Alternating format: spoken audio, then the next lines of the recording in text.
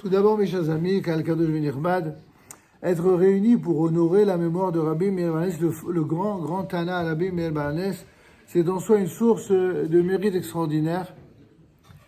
Et d'y associer la mémoire de ceux qui nous sont proches, ça n'est pas moins grand.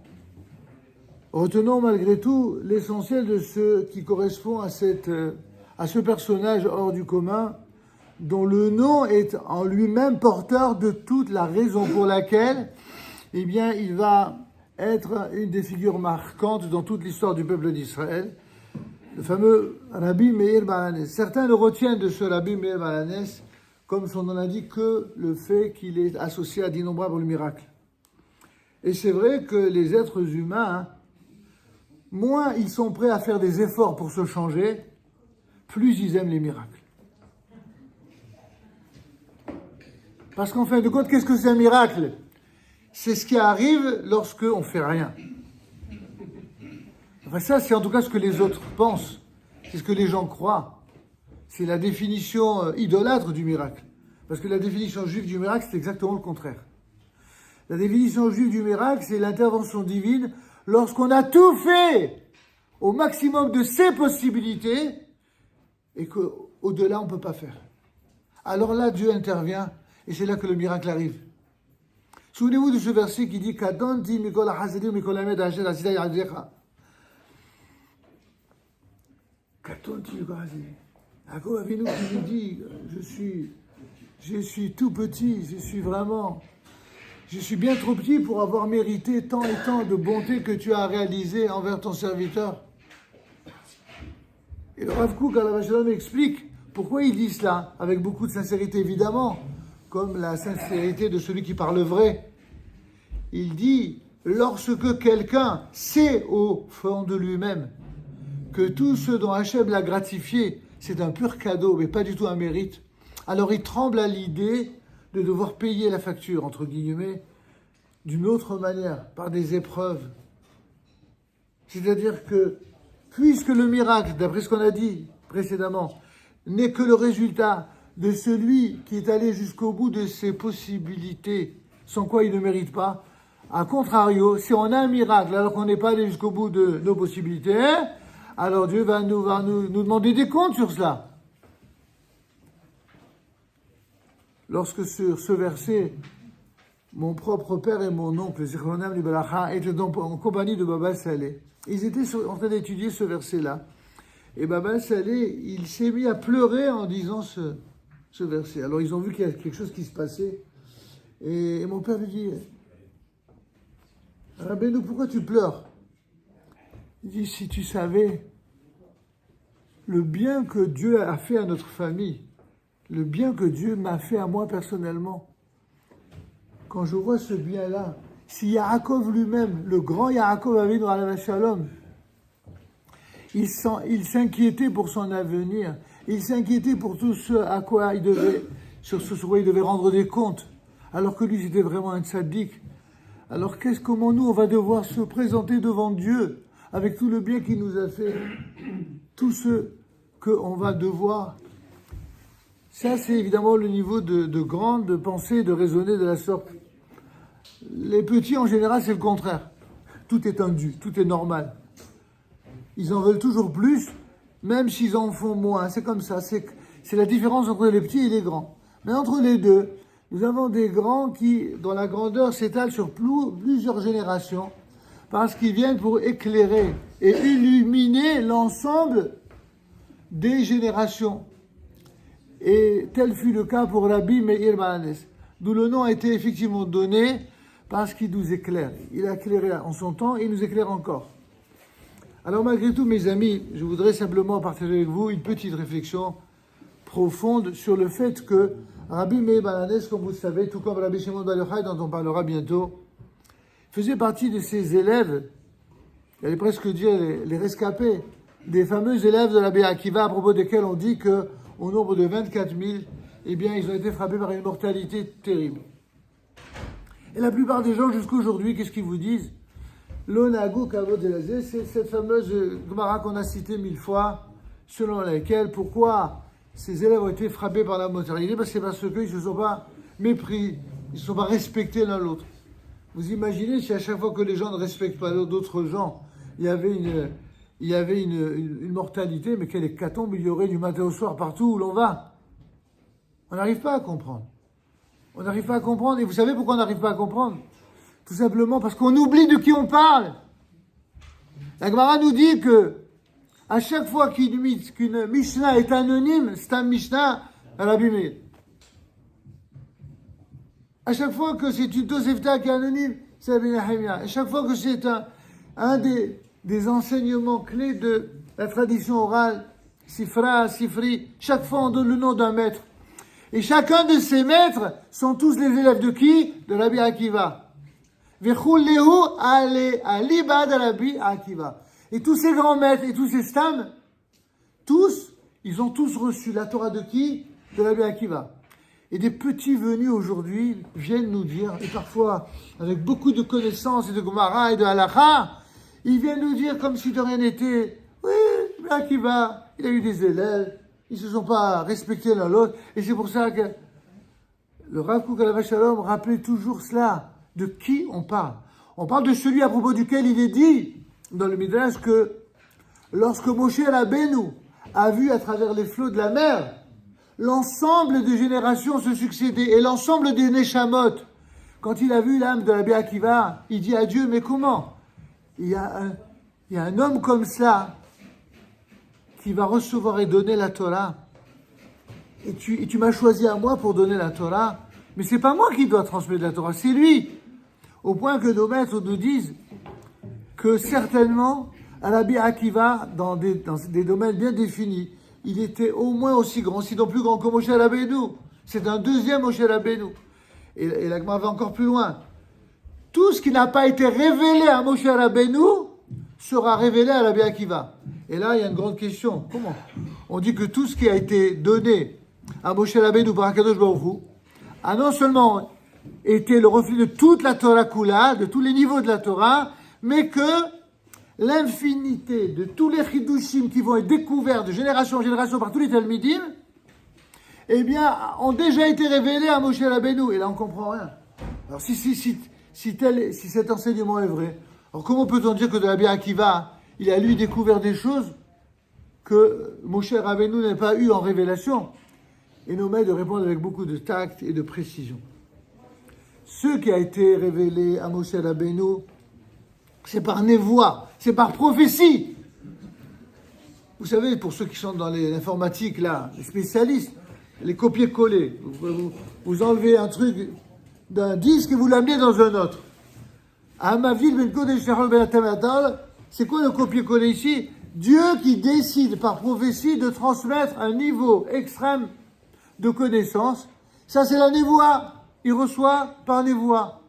Sauf que Rabbi Akiva, lui, non seulement il va recevoir de façon complète ce qui a été transmis, reçu par névoie, par Moshe Rabbeinu, il va transmettre, n'est-ce pas, de maître à élève, de père en fils, etc. Mais, en plus, par sa propre étude, par son acharnement à étudier, à faire des efforts, à se surpasser en permanence, jour et nuit, il va découvrir des choses que Dieu va lui révéler et que même Moshe Rabbeinu n'avait pas.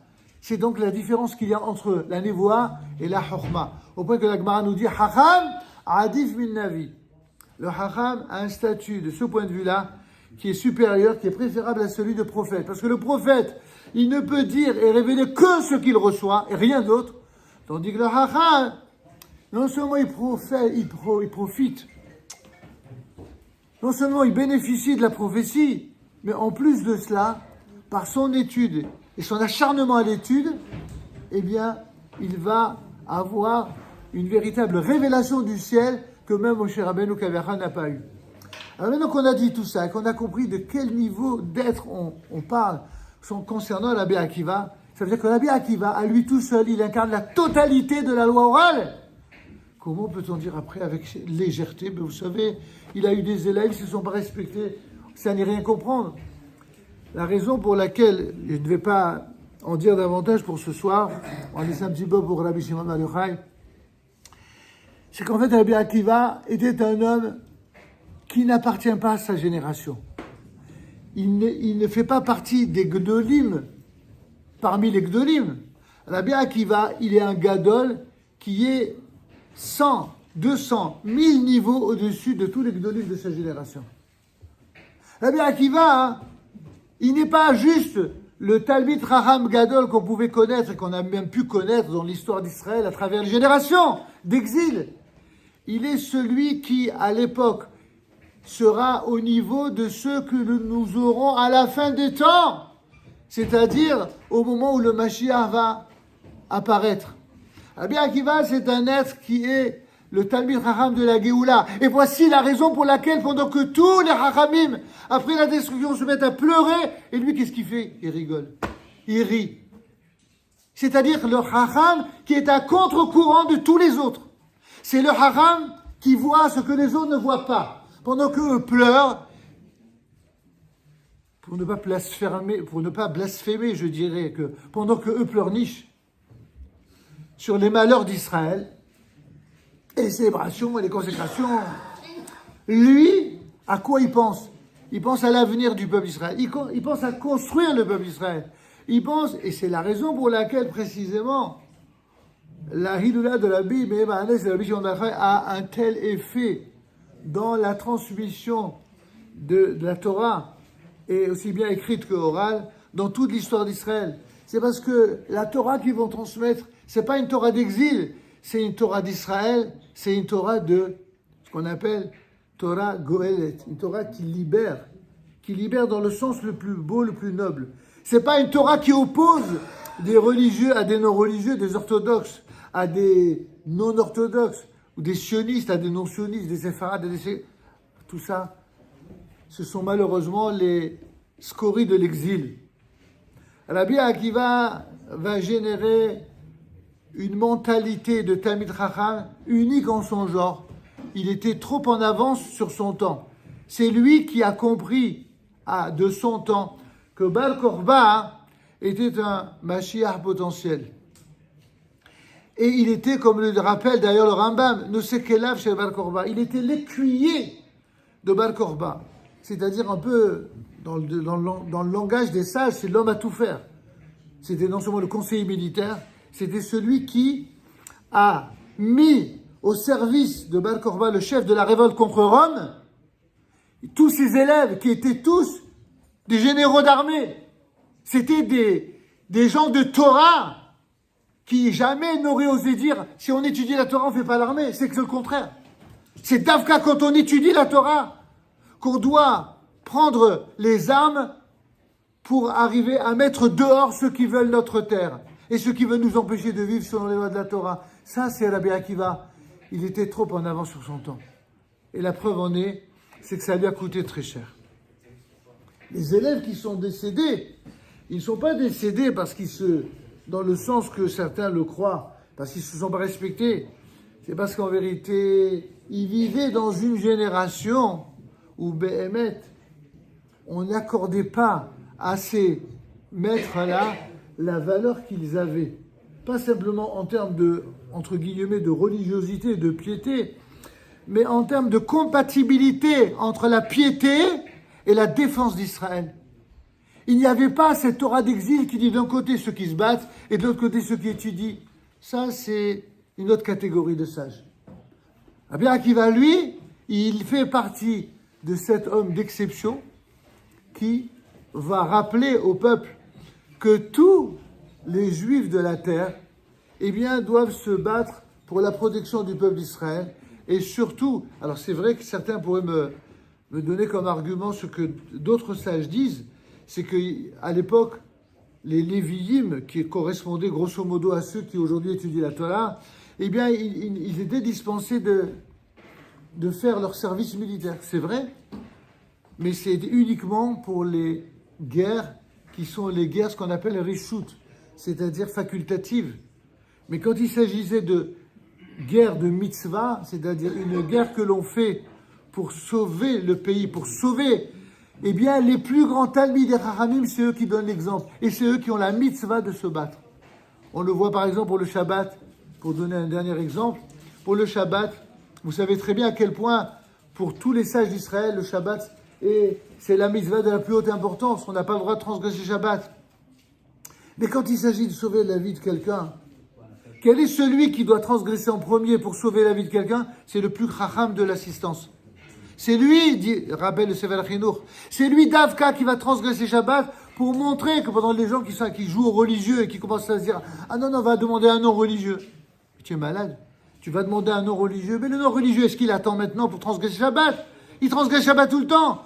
Comment tu vas savoir que la mitzvah, c'est justement de transgresser Shabbat quand il s'agit de sauver la vie de quelqu'un, si ce n'est quand tu es toi-même dans la Torah? Et c'est la raison pour laquelle, effectivement, c'est le plus grand présent lorsqu'il y a quelqu'un qui est en danger de vie ou de mort. Le Shabbat, mitzvah, c'est une mitzvah de profaner le Shabbat afin de montrer dans quel cas, justement, la Torah, elle est pour qu'on vive et pas pour qu'on l'on meure. Et si pour que l'on vive, il faut même risquer sa vie et prendre des risques dans un cadre de la guerre contre nos ennemis, c'est pas du tout en contradiction. C'est pour la même logique qui consiste à dire oui, on prend des risques pour sauver et protéger la vie de tous les autres. Et celui qui doit donner l'exemple dans ce domaine, plus que tous les autres, c'est Dafka le Talmid Chacham, quand il s'agit de Milchemet Mitzvah, une guerre de Mitzvah. Eh bien, c'est ce qu'incarnait Rabbi Akiva. Et tous les élèves de Rabbi Akiva sont tous donc des émanations de cette exemplarité-là. Et c'est pourquoi Rabbi Meir Hanès, bon, les histoires, ça vous en avez entendu, les rabbins racontent énormément de hauts faits concernant Rabbi Meir. Nous-mêmes, nous l'avons fait plusieurs fois. Là, je préférais plutôt mettre l'accent sur la logique qui sous-tend et qui réunit l'ensemble de ces lumières qui finalement ont été celles qui nous ont éclairés, qui nous ont protégés. Et n'oubliez jamais surtout que ces gens-là, ils nous ont protégés parce qu'ils ont risqué leur vie et parce qu'en fait, ils ont été sacrifiés. Ils ont été, pour certains, notamment Rabbi Akiva, écorchés vifs. C'est-à-dire vivants, ils ont été dépecés par les Romains. Parce que les Romains ont toujours été comme ça. Hier comme aujourd'hui, pour montrer leur force, eh bien, il fallait toujours qu'ils la montrent sur le peuple d'Israël. Mais grâce à l'enseignement de Rabbi Akiva, grâce à l'enseignement de ses maîtres, grâce à l'enseignement au mérite et la lumière de Rabbi Meir Hanès, dont ce soir nous faisons cette Hiloula, nous prions le ciel pour que tous les noms que nous avons rappelés, eh bien, leur âme, eh bien, puisse être, même dans le monde de vérité, se rattacher à ce faisceau de lumière. Et de la même manière, disait le Rav Kook, que l'âme des Maccabim, ces gens de Torah qui se sont battus pour protéger le peuple d'Israël et la terre d'Israël, ont été ceux qui ont protégé pendant tous les siècles d'exil le peuple juif quand il était maltraité, quand il était violenté par les injustices de l'exil. Eh bien, à la fin des temps, ce sont ces mêmes lumières qui nous protégeront. Ces lumières que nous allons allumer dans quelques instants. Vous savez que, Be'azdé Hashem, chaque fois qu'on accompagne un allumage, soit en associant la mémoire d'un être cher, soit la bénédiction de quelqu'un dont on tient à ce que Akadosh Baruch Hu, Be'azdé Hashem, le protège, eh bien, c'est une mitzvah énorme pour la personne qui acquiert la mitzvah et bien entendu pour la personne qui le rappelle. Donc, dans quelques instants, nous allons passer précisément à la proposition de ces mitzvot et des allumages, juste après avoir fait le Kaddish à l'Israël. Rabbi Hanina Begesher Omer Asa Kadosh Baruch Hu Lezakot Israël Fichach Yirbanim Tov Shemar Anach Havisim Asgod El Torah Veyadir Kaddish à l'Israël.